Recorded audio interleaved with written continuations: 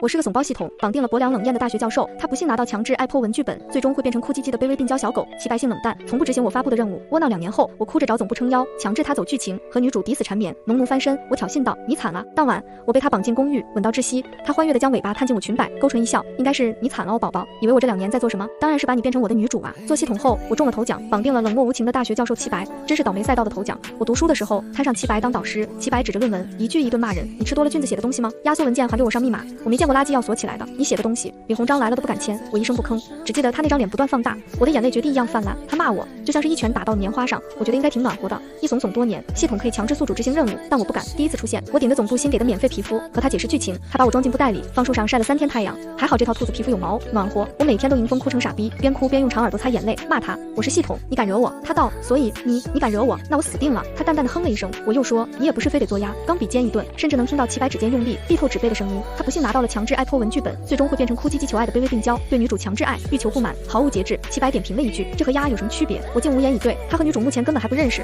女主是齐白的学生，刚刚研一，典型的傻白甜人设。当我和齐白说出那个名字的时候，他愣了，叫你们老板过来。我嗫嚅道：“我们老板很忙的呀。”忽然反应过来，我是系统啊，为什么要听他的？这点小事都处理不好，总部肯定又扣我工资。于是我双爪叉腰，指使他：“你去勾引成翩翩。”他正在改论文，打印出来的一沓纸写满了批改。听到我的指指点点，松了松右肩，话里带笑：“师生恋有悖伦理，我有另外的道理。你们都是成年人，而且你又不用自己的权势地位托他，没事的，你们终究会两情相悦。”我描述他们酿酿酱酱的爱情，打开了话匣，完全没注意齐白越来越黑的脸。温馨提示：你一定得多准备一些小孩嗝屁袋，意外怀孕可就不好了。这是强制爱剧本，不要转成家庭伦理剧了，不然总部会扣我工资。嘘的一下，我悬空了。你还真是聪明。齐白滴溜起我的耳朵，将我塞进布袋，晾衣杆插出去，挂柿子树上一整个下午。我和齐白展开了5个月的拉锯战，他一言不合就把我挂树上，嘴毒的谁跟他接吻都能被毒死。我只是一只可怜的兔子，他竟然这样对我，而且他很摆烂，脾气暴躁。我喊他做任务，他就骂我。总部发来消息：1527，你的任务进度怎么还是0？得督促你的宿主啊，不然这个月工资扣40%。想到我空空如也的荷包，我痛彻心扉，为自己打气。晚上直冲去齐白家，从门缝挤进去，室内弥漫着旖旎的气息，只听见他一声痛苦的喟叹，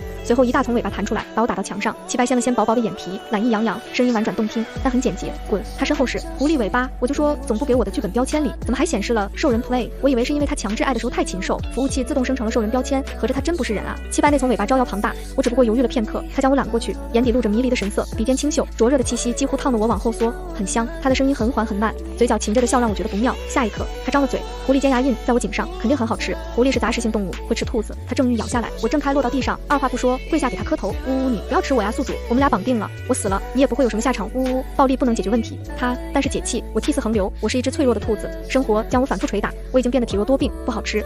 我喜欢尝试，不要生吃，不要清蒸，记得撒孜然，多放辣椒。他静静地看我窝囊求饶，良久，道了一句：“蒋顾鱼，睡我那晚的气势呢？”我已经哭到大脑缺氧，听到他问的这句，一时怔愣，瞬间惊醒，泪眼朦胧中低头一看，我发现自己的手脚都恢复了。完蛋，真的完蛋！哭久了，免费皮肤失效了。我是个怂包，但只在齐白面前怂，因为怕被他发现身份。和他绑定后，他摆烂，我都不敢多催促。曾经年少，刚上大学，天天嚷着要男朋友，朋友陈果整蛊我，把他专业课教授的微信推了过来。齐白看上去太年轻，我以为他是隔壁学校的帅气学长，穷追猛打，仅仅半月，他竟然答应了，关系确定之快，我措手不及。偏偏齐白不觉得有什么，情侣做的事，我们俩一件不落，睡他是意外。我喝多了，半夜爬上天台求他让我睡，他朝我张开双臂，下来，上面凉。我吼道：“你不让我睡，你不喜欢我，我爱你，下来吧，你现在还小。”他有些无奈：“哪里小了，起码都是 C。”我迎风流泪，对现状感到困惑和梦幻，怎么就这么快拿下齐白这种人间尤物呢？他很好，温柔、包容、理性，但就死活不让我亲和睡，肯定有问题。趁着风凉清醒，我说：“不让睡就算了，你还不让亲，肯定有新欢了。既然如此，分手。”不知道哪个字眼戳动了他，齐白的脸色瞬间垮掉，声线从来没那样冷淡过。蒋顾鱼，你再说一次。我挑衅道，说就说分手。不知道怎么轻飘飘的我就到他怀里去了，我还晕晕乎乎，天真道，我还是更喜欢阳光小奶狗，你这种太死板，捏捏他的胸肌，不喜欢男妈妈，戳他的腹肌，犹豫不定。哇，你是人体热得快吗？沉溺美色无法自拔，我要睡你，而且必须在上面。他忍了一路，进门那一刻才说话。蒋顾鱼，我给你这个机会，谁怕谁。第二天抬腿像踩了棉花，跌坐地上时，我怕了。更恐怖的是在后面，陈果从外派实验项目脱身，给我发信息，你没戏了，我有师娘了。我疑惑问什么师娘，他给我发了几张上课的偷拍照，齐白站在讲台上，一身蓝色风衣，芝兰玉树，温润俊朗。要不是那几朵若隐若现的桃花，人人都以为他是个性冷淡，太他妈激烈了。齐老师还穿了白色半领的上衣，完全遮不住，不敢想象那身衣服下该多灿烂。师娘也是猛的哈，我有不好的预感，但没敢问。他继续发，就我之前推给你的，我们专业课教授手段之残忍，嘴像淬了毒，没一个幸免的。不过以你那种蹩脚的撩人方式，3句话把天聊死，应该也不用我操心。校园墙都炸了，我们都打赌他要出家，没想到玩这么激烈，咋不说话？发想撕表情包干啥？我盯着无名指，不知何时圈上的戒指发神，那头消息轰炸，不会吧？我开玩笑的，蒋顾鱼你真拿下了，我靠，真是无被楷模，前凸后翘的男人被你拿下了，这真好啊，死丫头，被坑大了。我们老实人虽然不惹事，但也怕事。清醒之后，我更加觉得不对劲。陈果是最了解我的，我又重新翻看我撩人的聊天记录，生硬蹩脚的我都恨我自己。齐白竟然没觉得有什么，事出出反常必有妖，反诈中心天天给我推送各种骗局，刚好看到一条杀猪盘的条漫分享，命运的所有馈赠都暗中标了价格。虽然我合起来就3000块，但分开值不少。我狠心给其白发了消息，分手吧，活差只会哄却不停，以后肯定会家暴。那头不断展示正在输入中，最后发过来只有2个字，哇塞，后面还跟了6个手指点赞，以为就此作罢。2天后，我却在课堂上看到他，大家好，你们苏老师外派留学了，今后由我带他的所有课程。他的目光扫过来，选择课代表，就你，蒋顾瑜同学。下课来我办公室，他靠在椅背上，逆着我，姿态慵懒。你朋友圈发的，不喜欢粘上，指的是我。我生的早怪我，低头是什么意思？别搅你那破一脚，看我，什么叫活差？有本事别瘸着腿走路。分手不可能，除非我死了。他不承认分手，一切照旧。我却在相处中愈发感受到他深埋心底的控制欲，和我做了系统之后拿到的人设如出一辙，一言不合就绑架了阴暗皮，而且某些异于常人的频次，我真受不了。那时候还不知道他不是人，只能逼急了咬他几口。分手那天，我找的理由是他太老，我不喜欢粘上，小奶狗比你年轻，活肯定不会差。他恨得咬牙切齿，你试过了，你管我？他仍旧不肯放手，甚至试图囚禁，直到我发现了大杀器，只要哭他就会后退，他有情绪我就哭，他吃醋我也哭，他哭我嚎得更厉害。我单方面分手，刚准备开启新生活，一个绝症袭来，死得飞快，再醒来我就成了系统，害怕被齐白报复，我才没用真身示人。然而此刻免费皮肤过期了，齐白一声一声用指节敲击着桌面，蒋顾瑜什么时候这么窝囊了？算算你欠我的账。不知道他从哪里找了条挺好看的粉色链子出来，我缩在墙角，咬唇瘪嘴，试图装可怜。他道，你今天就是哭死，我都不会惯着你。他的动作娴熟到令人啧舌，像演练了无数遍。须臾之间，我已经端坐在床上，只是手腕脚腕上的粉色链子不和谐。我错了，不该觊觎你的身子，但是你敢说你没爽？他左肩颤了下，悠悠抬头，闭嘴。我瘪嘴噤声。他将我抱进卧室，我看到熟悉的布置，那些夜晚我们就是在这里，不可描述。我的身体刚挨着床，齐白手机响了，我瞥见屏幕上的备注，嘻嘻。他给我盖好被子，往门外走，经过门时转头说等我回来，然后才接了电话，语气里是道不尽的温柔。反正他跟我讲话就和吃了枪药一样。他对电话里说好，我马上到。出门的脚步匆匆，我调出系统面板，看着余额，狠心下单了一个工具，记忆清零真迹。齐白不喜欢我，换句话说，他对我的占有欲和养了一只宠物一样。我和他分手从来不是一时冲动。曾经齐白手上戴着一枚家族戒指，他说那很重要，我还没仔细看着，他转眼就给了那个叫西西的女孩，她可漂亮了，那是我对她最深的印象，见一面绝不会忘。齐白的语气也和今天一样温柔顺从，女孩娇俏如画。齐白虔诚地取下戒指为她戴上。后来有一次，他和朋友谈到我，他们问他心里怎么想的，他丢掉燃了一半的烟，语气慢条斯理，一个宠物喜欢的时候掏心掏肺，不喜欢甩了就是。现在我懂了，人养猫，成精的动物也养人，他的喜欢是居高临下的，我才不要做谁的附庸。我当了系统，那就勤勤恳恳地搞事业。齐白已经是过去式了。傍晚，他匆忙回家，手里提着热腾腾的栗子，我抱着腿静静看着他，那张妖冶的脸洋溢着某种失而复得的激动。靠近，俯身，唇瓣将将触碰到我脖颈的皮肤，我朝他背部扎了一针，他眼底闪过错愕，嘴唇一张一合，这是什么？我很镇定地告诉他，记忆清除。齐白，齐老师，我们之间都是过去式了，等你完成任务，走完剧情，我就能拿到2000万奖金，一起加油吧。倒在我身上之时，他轻声说了几个字，机不可闻，但我能听到。蒋顾瑜，齐白失忆了，但没完全失忆，他还记得讨厌我，准确来说是厌恶。之前他拒绝执行任务，惩罚都会落到我头上，总不觉得是系统敷衍色泽。我以为他失忆之后会稍微配合些，没想到他更加摆烂。每次给他发任务，他充耳不闻，我多说2句话，他就用尾巴把我揽过去，尖牙抵上我锁骨。不想死的话，就把你的任务烂在肚子里，就不。他气急了，狠狠往下咬，刺痛时常击碎我的理智，像是用利齿给我下迷药。谁知道呢？动物装的再像人，都不是真正的人，终究留有兽类的习性，死变态！我只敢在背后这样骂他。有天他偶然和女主有了独处的机会，我啥也没干，锅从天上来，他一口咬定是我做的手脚，一句话不说，当场把我揪回去。你这是诽谤，诽谤！我嚎了一路，他毫无理智，充耳不闻，尾尖将我抵在玻璃窗上，窒息瞬间袭来，他扼住了我的脖颈，我抱着他的尾巴，防止自己掉下去，嘴里喊着：你信不信我把你抓去跟大猩猩相扑？还说我乱给你安剧本，你要不是变态，会给你弄这种剧本吗？骨子里变态都烟出味了，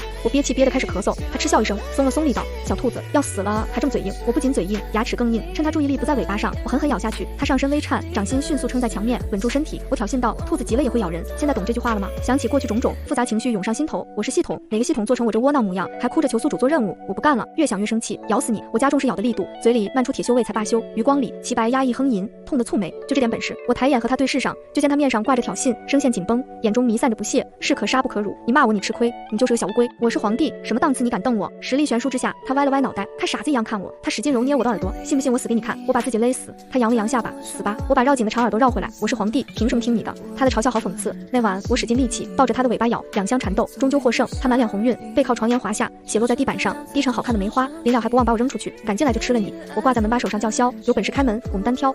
掰不动，门反锁了。我越想越气，转头跑去总部，扑到新老板脚边嚎，新官上任3把火，听说他很有人情味。我和新老板大倒苦水，整整1天，嘴都说干了。齐白的罪状简直罄竹难书，他见我脖颈没一处好的，嘶了一声，确实挺桀骜不驯的。我又扑过去，嚎得惊天动地。他急着下班约会，大手一挥，强制执行吧。农奴翻身了家人们，老板英明。临走时，我问他伤口能不能报销，我看看。他细看了会儿，皱了皱眉，总感觉不对劲呢，但是说不上来。你这个伤，算了，去报吧。我屁颠屁颠的去报账，报完账，拿着老板的批文去和强制执行部门对接，然后回了齐白那里。凶手是喜欢故地重游的，我也一样，我就想看他遭殃的样子。齐白结课后就回了城东新山上的别墅，平时整幢房子都黑黢黢，夜里也只有孤零零一个房间亮着。但这会儿半山腰上建筑灯火通明，像只笼罩在雾野中的大灯笼，怎么灯都开着。我闯进他卧室，他坐得笔直，浑身散发着一股清冷高傲的气场。要不是我见过他迷离涣散、艳足气喘的模样，肯定被他骗住。拿到变态人设的能是什么正派人物？他没抬头，问我去干什么了？要你管。桌上的书页翻开，齐白修长的指节捏上去，摩擦声缓慢柔和。你现在还有机会和我说些好话。听到那话，我不禁失笑。给你说好话，宿主，你不要总是一副趾高气扬的样子。时代变了，现在我是系统。你没看过小说吗？系统都是无所不能的，他是吗？见了你，我以为系统是最没用的。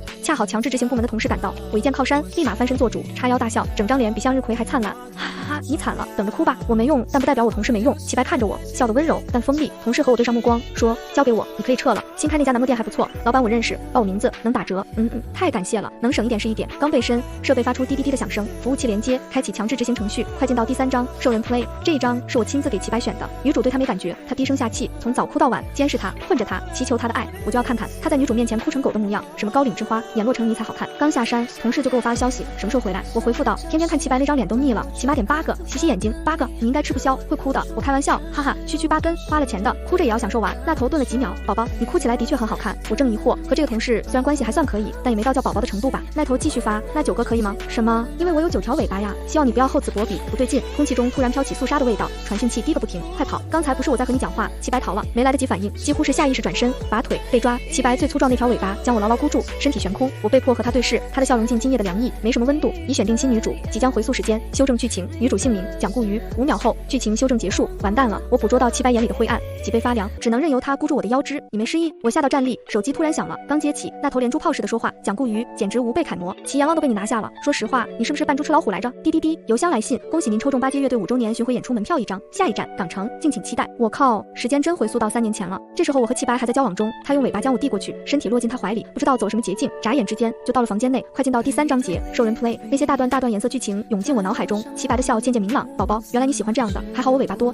个毛线。他压低身体，卷发蹭在我脖间，痒意几乎要沁入骨髓，跟随而来的是细密且令人窒息的吻。脑雾弥漫之际，他将我松开，容我换气。片刻后，他欢悦地尾巴探进我裙摆，勾唇一笑，应该是你惨了哦，宝宝。以为我这2年在做什么？当然是把你变成我的女主啊！我不断后缩，他用掌心揽住我的腰，将我往前带，如你所愿。什么？他浅笑，你不是要等着我哭吗？咻的一下，他软乎乎的耳朵弹了出来，看他神色，我知道他现在很不理智，马上你就能看见我哭。别着急，宝宝。很快，我动了力气，想跑，无济于事，愤怒喊道：别跟我说你开始敬业了，之前摆烂摆成那样。他听到这话，倏然抬头，眨眨眼睛，还有些无辜，是怎么回事？我想通了，想通个鬼！你夹带私货，别！尾巴拿开！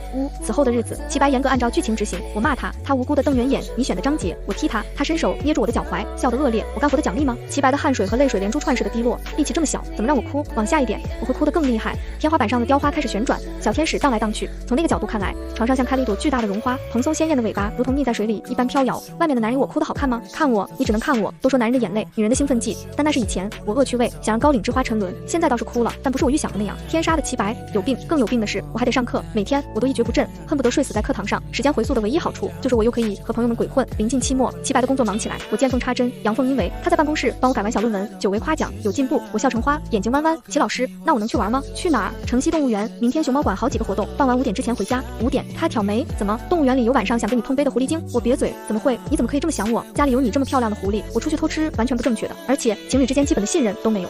他生气，那我可以生一个更大的。果然，齐白松了神色，起身走近，大手抚着我后脑，知道你是乖宝宝，去吧，明天我送你。呵，陈果的哥哥开酒吧的，白天开门不是梦。第2天，齐白非要送我去动物园，陈果给我打电话，蒋顾瑜，请问你人呢？我撅嘴道，动物园。那头无语。昨天是谁在群里嚎着要帅哥的？疗愈情伤还不抓紧？我说我和齐白分手了，他们才敢带我玩，打了个车，好半天才赶到。陈果临时组的局，以前相熟的好友都来了。时间回溯之后，齐白把我看得很紧，我都来不及和他们叙旧。推门看到那群好友，我不禁泪湿眼眶。之前我死了，他们经常到我坟头上蹦迪，唱着唱着就哭。陈果嘲笑我，可恶，不说毕生梦想是点8个男模吗？就这么挂了，真没意思。他隔3差5去给我烧男模照片，新出的乙油男主，这类型你一定喜欢。我的新老公，分享给你，9月男友，幽默挂的。最重要的是前凸后翘，虽然没有你佳琪老师翘，但胜在我给你烧的多啊，真是我的好姐妹。我挤到陈果身旁，悄悄问他，真点了8个，得多少钱啊？他大手一挥，我们鱼宝开心最重要。我故作扭捏，每一个都摸了一下，只要哥哥长得好，一句再麻我就倒。其中一个小奶狗最得我心，我喜欢小狗类型的，一口一个姐姐叫我眼冒星星，聊得正开心，手机响个不停。陈果提醒我，阎王给你打电话了，不是分手了吗？我单方面分手的。昨晚他破天荒没揪着我走剧情，半夜接了西西的电话，偷偷出了门。早上把我送到动物园之后，又匆忙走了。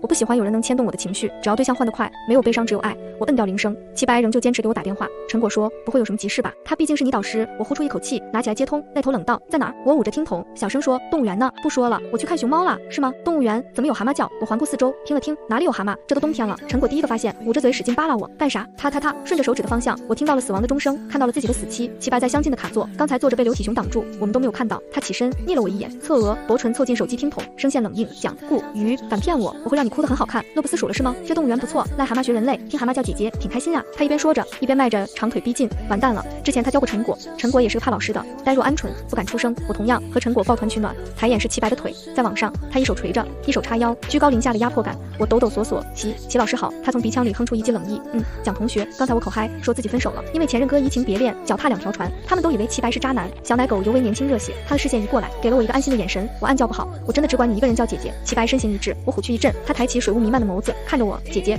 在你的鱼塘里也没关系，只要你有空看我一眼就好啦。我恨不得当场自枪。齐白冷哼一声，舌尖在后槽牙处打圈，漫不经心看我一眼，又望向那个小奶狗，他还没上完我的课，说我不能放手，意有所指的看向我，是吧，姐姐？我懵逼，神什么课？他拎小鸡似的将我捞过，压低下巴，柔软的唇擦过我耳侧，沉声道：生理课。我嘴硬，他只是我弟弟啊。齐白停下脚步，视线对上我的，眉稍微挑，喜欢年轻的。砰砰几声巨响，空气中弥漫出硝烟味，周围数盏顶灯噼里啪啦炸裂，他们尖叫着捂住头，好在他们顶上的灯没碎，我的手腕被死命攥着。齐白笑着说话，但能听出咬牙切齿，敢爱别人我就弄死他们。我憋着气，狂眨眼睛转移注意力，眼泪还是跑出来了，委屈和害怕并存。他看我瘪着嘴，沉了一口气，憋着，我一张脸皱起，不敢吭声，被他带出去，塞进车里。他绕着城开，浪费了很久，一直到傍晚才开到离家不远的一片梧桐林旁边，停下车。我有不好的预感。齐白盯着挡风玻璃，路灯薄薄一片投在他脸上，我看不到正面，不知道那些阴影下藏着怎样的表情，就那样静默了很多秒。他突然解开安全带，挺身靠近我，而后如诗的唇印上我的，我闪躲不及，甚至此后几十秒都忘了反抗。他的吻带着某种猎杀动物的狠烈和决绝，我条件反射咬回去，口腔里很快蔓延出血腥味，他将血腥包裹住，直到硝烟散尽，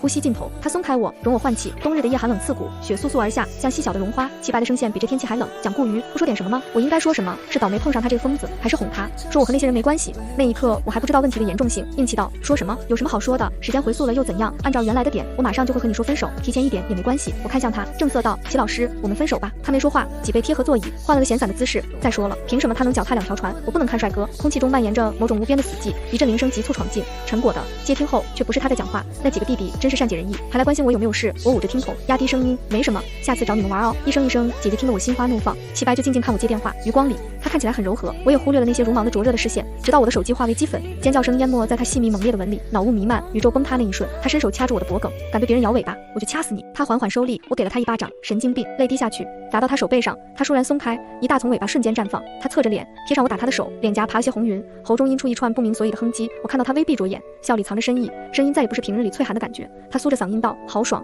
掌心突然攀着如诗的暖，他舔了我一下，我靠，死变态！我倏地又打他一巴掌，收回手，警惕缩在一边，那从美丽柔软的尾巴撒欢。齐白的眼睛泛了一圈红，定定瞧着我。很多时候，我狂躁不安地想，怎样才能把你永远变成我的？他的视线落在我颈间，我来不及躲，他的牙齿很快深深嵌进我皮肉里，痛得钻心挠肺。我看到他身后摇曳着的蝴蝶标本，就挂在车内的装饰区。蝴蝶标本既保存了美丽，又不会飞走，很快你就会永远属于我。剧烈的痛如复古之居，在我身体里乱窜，没办法了，我胡乱在包里摸，找到一个小瓶子，重重砸向前窗，打碎后，鼻腔里瞬间钻进些奇异的气息，好晕。齐白用的力果然变小，动作也越来越缓慢，渐渐的，他失力靠在我肩膀上，我恍恍惚惚听到有人在说话，不知道睡了多久，我腰酸背痛的缓缓醒来，车外的雪越来越大，周身被齐白箍得很紧，我以为他昏睡过去了，没想到稍微一动，他颤了下，瞬间惊醒。我听到一阵叮里咣啷的声音，顺着声音寻去，我和他都看到了齐白手腕和脖子上的几条枷锁。他抬手碰了碰，不知道在想什么，静默了会儿，这是什么？我在心里长长舒了一口气。之前齐白不知道用什么方法把我变成女主，系统局长时间没检测到我的存在，就派了编号为0531的同事来找我。0531发现我身边的齐白是逃逸者，听说多年前他也是男主，行事恶劣，捉弄欺骗并抹杀了数个攻略者，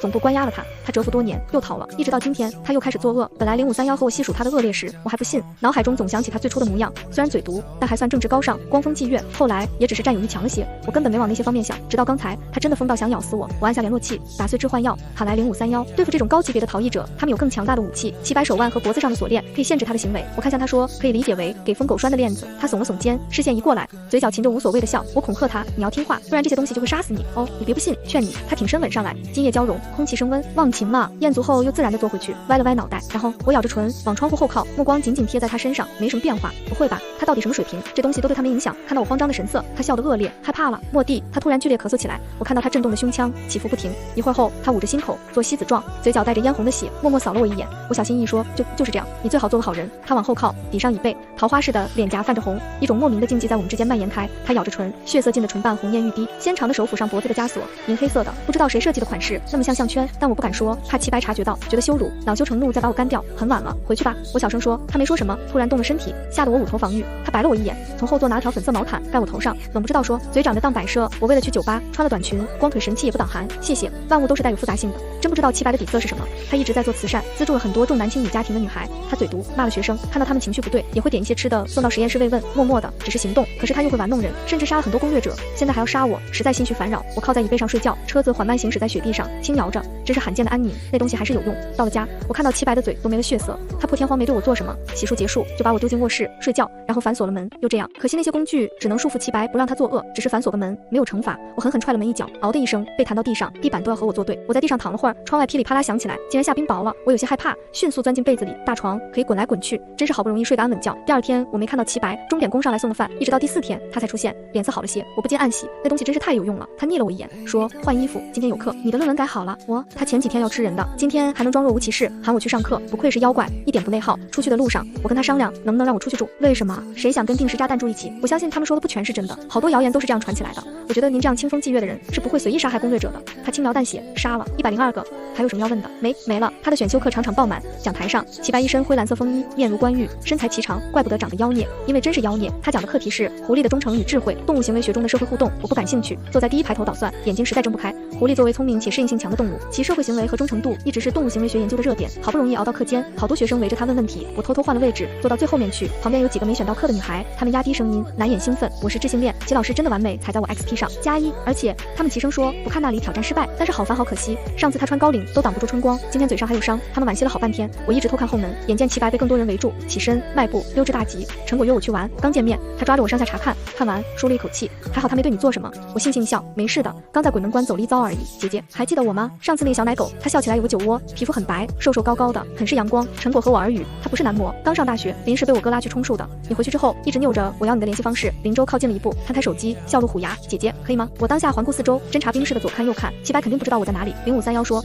总部很快就会派人羁押齐白，只是要辛苦我这段时间和他周旋，等他走了，我安全了。帅哥滚滚来啊！提前做好准备，我掏出手机准备扫码，齐白的消息不合时宜弹出来，敢加他，我马上把他捏死。我后背瞬间冒了冷汗，寒涔涔的，迅速扫视一圈，完全不知道齐白在哪里。乖宝宝，就是这样，后退，收回你四处蹦跶的春心。现在和他们告别，乖乖滚回来上课。我回去的时候，嘴都快咬破了，只敢躲在最后一排，瑟瑟发抖。齐白没看我，认真在讲课，怎么办？真希望总部早点派人来。我看向他，脖子手腕上的圈很明显，外人看不到。我因为当过系统，所以能看见。我宽慰自己，有那东西。